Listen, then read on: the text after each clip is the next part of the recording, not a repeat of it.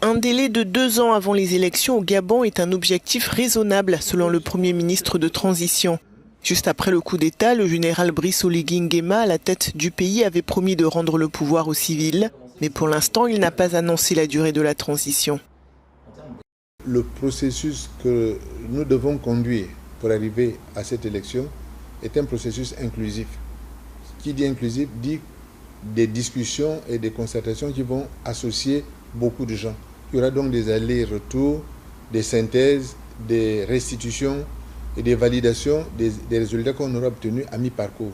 Par conséquent, je crois que ça peut se dérouler dans un intervalle de 24 mois. La charte de transition mise en place par les militaires interdit aux membres du gouvernement provisoire de se présenter aux prochaines élections, y compris le Premier ministre.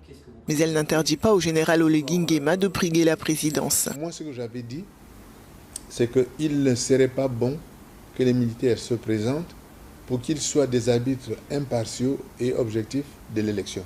C'est ça que j'ai dit. Bon, maintenant, comme le dit le président de la transition, c'est un point qui devrait être discuté par toutes les parties, tous les gens qui seront associés à la préparation des différents textes. Le général Oligui Nguema a désigné notamment la présidence des militaires chargés pour la plupart des mêmes secteurs que les ministres. Certains se demandent donc si le Premier ministre est réellement autonome. Est-ce que j'aurai les mains libres? Ça, je ne peux pas le savoir à l'heure actuelle. On le verra. Mais je pense que ça dépendra de ce que les militaires voudront obtenir. Parce que s'ils veulent obtenir un résultat qui est satisfaisant, ce sera leur intérêt de laisser les mains libres à ceux qu'ils ont appelés à venir participer avec eux.